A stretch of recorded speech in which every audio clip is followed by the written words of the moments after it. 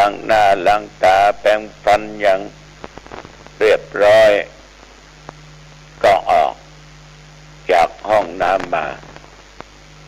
ไหว้พระสวดมนต์เล็กน้อย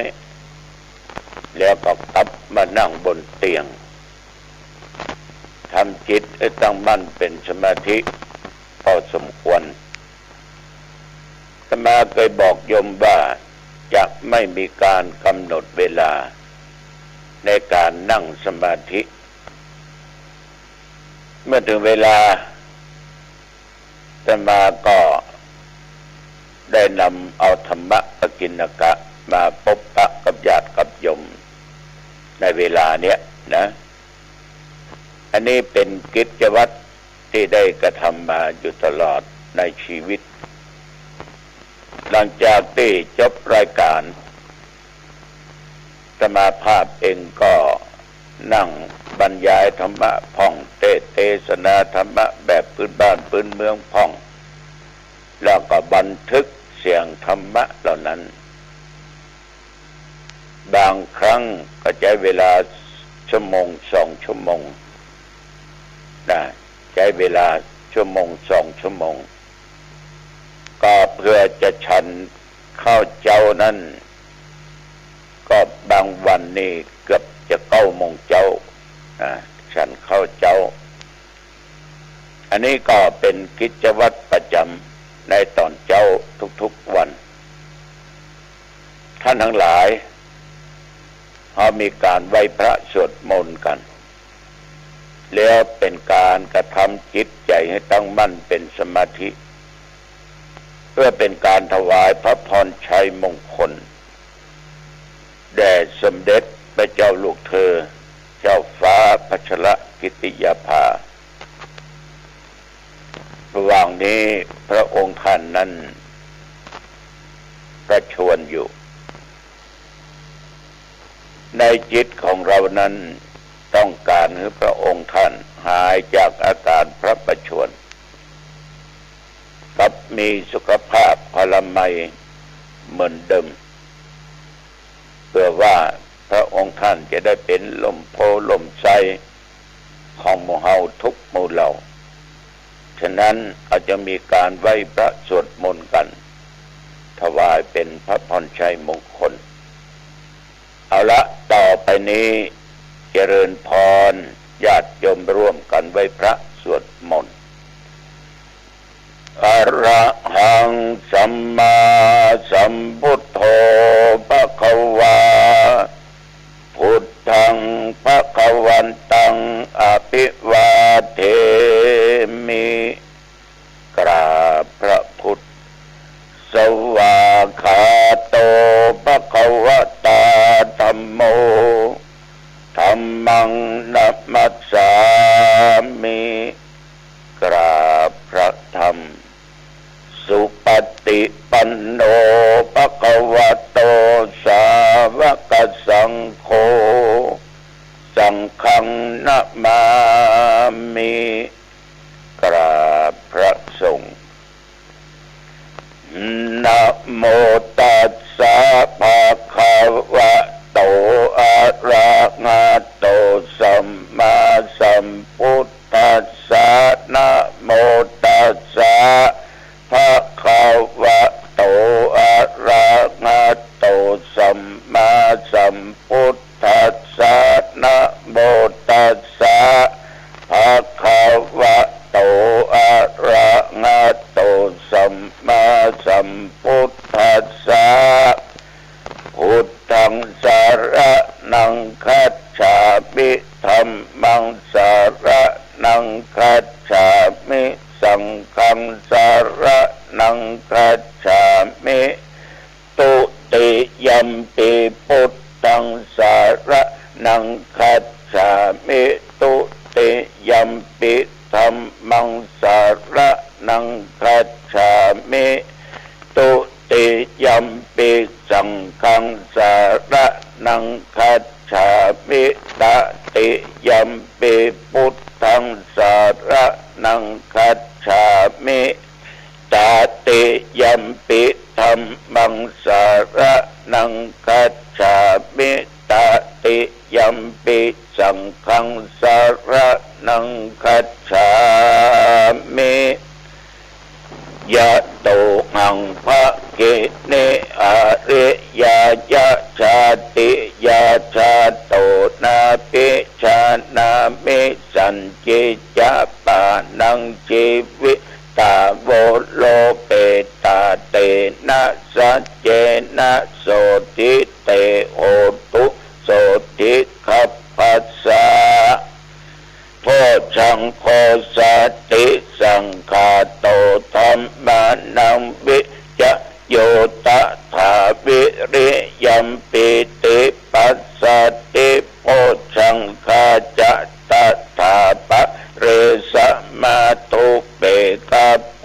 ชังคาสัตเตเตสัพพทัสสินามุนินาสัมมาทัคคาตาภาวิตาภะหุลิกะตาสังวัตตันติอวิญญายะนิพพานายะจะโพธิยาเอเตนะสัจจวัตเจนะโสติเตโอตุสัพพทาเอกัสสมิงสมะเยนะโทโมคันลานัญจะกัสสะปังคิลาเนตุกิเตติสวาโพชังเก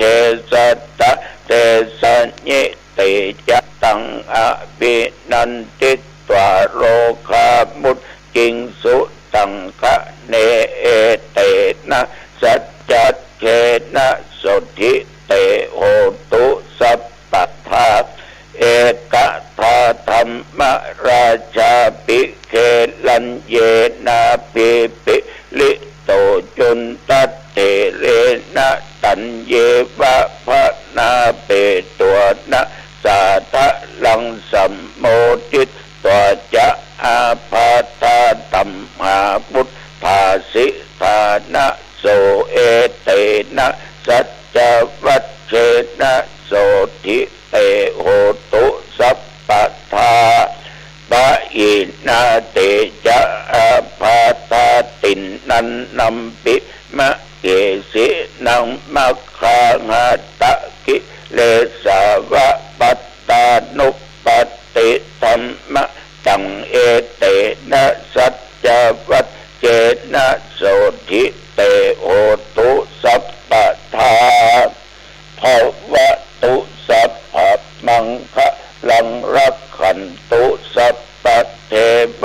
ตาสัพพพุทธานุภาเวนะสัทธาโสทิภวันตุเตภวตุสัพพมังคะลังรักขันตุสัพพเทวตาสัพพธรรมานุภาเวนะสัทธาโสทิภวันตุเตภวตุสัพพมังคะลังรักขันตุสัพพเทวตาสัพพสังฆานุภาเวนะสัทธาโสทิภวันตุเตกรมอุตุได้ประกาศว่านับตั้งแต่เมื่อตะวันบ่ามาจนถึงปัจจุบันบัดเดี๋ยวนี้เที่ยวบริเวณใกล้วัดหนองตองและวัดหนองตองตะวันนี้บ่มีฝนตกแม้แต่เม็ดเดียวอากาศร้อนอบอ้าวแบบว่ากลางวันและกลางค่ำกลางคืนปัจจุบันนี้อากาศก็ยังอบอ้าวอยู่แต่ว่าอุณหภูมินั้นก็21 องศาในปัจจุบันนี้นะก็ไม่ออกญาติโยมท่านผู้ฟังทั้งหลายทุกท่านทุกคน เมื่อตะวันวานนี้ก็ได้นั่งอู้กับประธานมูลนิธิเรื่องการสร้างอาคารโรงพยาบาลตังเลือกเดี๋ยวก็จะหาทุนทอดพระป่ากันบอกบุญไปก็จะทอดกันในวันที่19แล้วก็ลงเสาเอกอาคารหลังนี้ก็จะสร้างใกล้ๆกับสถานที่จะมาสร้างเป็นที่ศึกษาธรรมปฏิบัติธรรมญาติโยมท่านทั้งหลายก็จะเริ่มสร้างกันไปตามกองทุนที่มีอันนี้ตั้งประธานมูลนิธิได้มาเล่ามาอู้มาจาให้ฟังแต่มาก็ได้เสนอข้อคิดไปว่าคณะกรรมการของมูลนิธิเนี่ยพี่น้องชาวบ้านเปิ้นก็ไว้วางใจเจ้าของที่ก็ไว้วางใจฉะนั้นชีวิตของคนเราจะทำอย่างก็รีบทำเพราะว่าเราบ่สามารถที่จะอยู่ที่เก่าได้เขาบอกว่าพญามัจจุราชเนี่ยมันจะตามเอาไปมาได้ชีวิตทุกคนก็60 ป่าย70 ป่ายละฉะนั้นจะรีบทำอย่างก็ให้ทำแต่มาก็จะรับเป็นที่ปรึกษาในการทำญาติโยมชีวิตคนเฮาเนี่ยจะทำอย่างก็รีบทำเมื่อมีกำลังพอจะทำถ้าชีวิตไม่ได้ทำตายไปแล้วสิ่งที่กึดไว้ก็ว่างเปล่าสูญเปล่าถ้าทำไปเสร็จหรือบ่เสร็จมันก็จะมีคนรุ่นหลังมาทำสืบต่อถ้าบ่มีการไปมาทำสืบต่อมันก็ต้องมีข้อวิพาทวิจารณ์กันว่าก็เป็นเนี้ยละแล้วก็ตายไปแล้วก็มีภัยมาต่อประลูกฉะนั้นทำดีกว่าไม่ทำสิ่งใดที่เราคิดว่าเป็นสิ่งที่ดีต่อพี่น้องประชาชนต่อชุมชนเราต้องรีบทำในสิ่งเหล่านั้นก็ได้อู้ได้จากันไปเป็นเวลาเกือบชั่วโมงท่านก็กลับไปประชุมคณะกรรมการกันก็เป็นอันว่าจะทำสิ่งเหล่านี้ในอาคารอีกหลังหนึ่งแม้กระต้นกล่าวเขตแดนของทิฏฐาภาพตั้งเป็นสำนักศึกษาธรรมปฏิบัติธรรมก็ดูแล้วเป็นไปได้ทุกสิ่งทุกอย่างญาติโยมท่านผู้ฟังต่อจากนั้นก็ได้มีคุณโยมผู้หนึ่งเป็นผู้มีจิตอาสามาขอกาตั้งหรือว่าใบแต่งตั้งเป็นใบยาวัจกรวัดหนึ่งก็ครั้งแรกก็เอาใบที่เพียงแต่เจ้าวาดเป็นผู้แต่งตั้งก็ใจได้แต่ท่านคนนั้นแกคนนั้นบ่เอาอยากจะมีรายชื่อเจ้าคณะอำเภอและประทับตาในการแต่งตั้งถามว่าอันนี้ก็ใจได้ลงโอ้บ่เอาครับมันบ่หนักแน่นมันมีลายเซ็นเจ้าคณะอำเภอ มันก็ถูกต้องเพราะถ้ามีใบแต่งตั้งเป็นใบยาวัจกรยุคปัจจุบันวัดอย่างลำบากนะสมมุติว่าวัดเขาได้ที่ดินที่หั่นแต่มีใบแต่งตั้งวิยาวัจกร แล้วก็วัดก็บสมบุญนี่เอายากฉะนั้นโยมคนนี้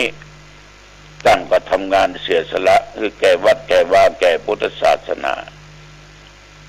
คือการอะไรอย่างก็จ้างญาติโยมถ้ามีความตั้งใจจะกระทำนั่นมันก็เป็นบุญพอคิดในสิ่งที่ดีแล้วเราก็ทำในสิ่งที่ดีๆมันยังเกิดบุญเกิดกุศลกับเราท่านทั้งหลายที่ฟังตัวเจ้าอยู่อย่าปล่อยวันเวลาผ่านไปนะโดยเปล่าโยมจะทำอย่างก็รีบทำแต่ขอฝากว่าต้องทำสิ่งที่ดีเมื่อได้อ่านหนังสือเพิ่นเล่าไว้เป็นคติเตือนใจว่าและเหมือนกัตมาภาพก็ได้เจอกับสิ่งเหล่านี้คือจะมีญาติโยมบางท่านบางคนเนี่ยโทรศัพท์ไปปรับทุกข์กับอาตมาภาพแต่ว่าบอกว่าจะเป็นโยมผู้หญิงโยมผู้ชายอาตมาก็ถามว่ามีปัญหาอย่างส่วนมากปัญหาภายในครอบครัวนั่นน่ะกำบับผัวขี้เหล้ากับเมียขี้เล่นบ่เข้าใจกันทัศนคติบ่ตรงกันจึงเกิดความที่เรียกว่าละหองละแหงกันอยู่ตลอดเวลาส่วนมากจะเป็นปัญหาอย่างนี้และอีกประการหนึ่งเป็นปัญหาใหญ่ในครอบครัวคือการอยู่ร่วมกันเรื่องกินเรื่องว่าเรื่องใจเรื่องลูกเรื่องเต้าเรียกว่าปัญหาเกี่ยวกับเงินทองสิ่งของต่างๆมารวมเร้าจิตใจคือคนเราได้รับความทุกข์ความลำบากปัญหาเหล่านี้เกิดขึ้นกับญาติกับโยมแต่มาก็มักจะตอบไปว่าทุกสิ่งทุกอย่างนั้นมันก็เป็นไปตามเวรตามกรรมทั้งในอดีตและปัจจุบันที่เป็นอย่างนี้ก็เพราะว่าอดีตหรือปัจจุบันเขาได้ทำกรรมอย่างไว้พ้องฝ่ายที่มันบดีอาจจะได้กระทำไว้ทางกายทางวาจาทางด้านจิตใจเขาจึงได้รับกรรมเหล่านั้นมาสนองมาอุปถัมภ์เขาต่อออกไม่ออกญาติโยมแต่ว่าโยมคนนี้ที่จังโทรมาหานี้เพิ่นก็บอกว่าผมนี่เป็นชาวพุทธไหว้พระสวดมนต์ทำบุญสุนทานตลอดทำไมชีวิตของผมเนี่ยมันบดีขึ้นเลยจะมาก็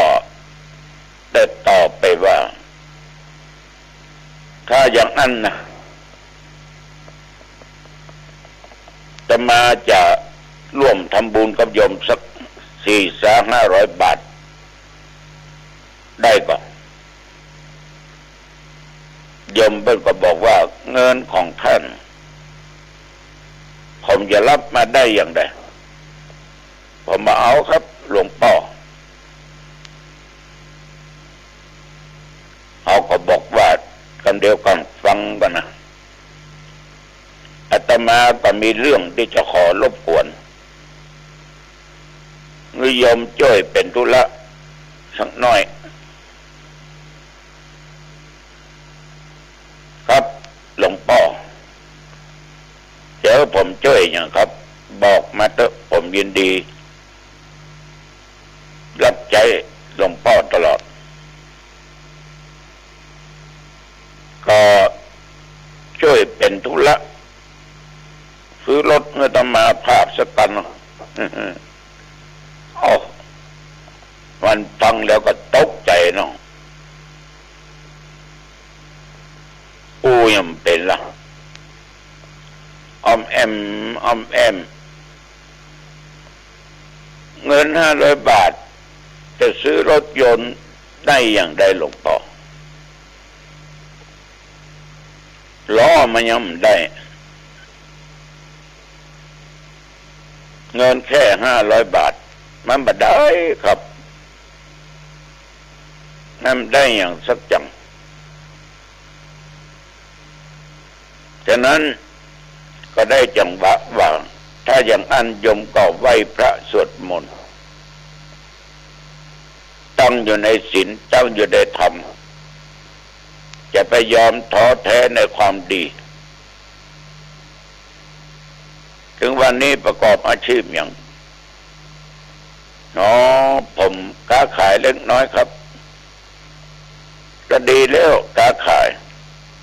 แต่มันมาล่ำได้กำไรนักครับบางวันก็หิปุตื่นก็เลยย้อนถามไปว่าสิ่งที่มาค้าขายนั่นน่ะยมได้มาบดายกะมันเกิดมาพร้อมกับยมกะมาแจ้ครับก็ไปซื้อเปิ้นมานะครับแล้วเอามาขายครับก็ดีเนาะดีกว่าอยู่บ่ได้ใช้ชีวิตมันคุ้มค่าต่อไปบัจจาบนานถ้ามีความพยายามสิ่งเหล่านั้นมันก็จะสำเร็จแก่ตัวเราตู้ไปมาก็วางสายโทรศัพท์ได้5-6 วัน7 วันโทรมาแต่หลวงพ่อผมยังแค้นแล้วเนอะใหญ่2-3 วันเนี่ยค้าขายเดียวเฮ้ยได้วัน500-600-700หักแล้วเหลือ300-400ครับโหค้าขายอย่างได้กำไรถึง300-400ซื้อพักซื้อไม้นะครับของนั้นน้อยของนี้น้อยมาค้ามาขายสาธุเนอะยินดีตัวเนอะสู้มันต่อไปเอาสร้างให้อย่างสิ่งที่ดีๆเพราะว่าในโลกนี้มันมีอย่างที่ได้มาฟรีได้มาบ่ได้มันต้องสร้างขึ้นมาเอาปากกาเอาไปหูว่ามันจะได้กำไรก็ว่าบ่ได้เอาปกินมันจะไปอิ่มจ้ะเอาไปเขาก็บังหันนะฉะนั้นเกิดมาเป็นคนเนี่ยจะไปยอมการต่อชีวิตคำว่ายากจนต้องสู้ถ้าเขาว่ามันโจรมันทุกข์มันก็ทุกข์กับโจรอย่างนั้นต้องสู้ต่อไปจนชีวิตจะหาไม่พอออกไม่ออกญาติโยมท่านผู้ฟังก็ได้นั่ง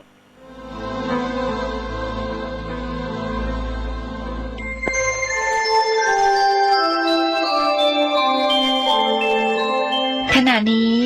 ท่านกำลังฟังสถานีวิทยุกระจายเสียง FM 104.5 เมกะเฮิรตซ์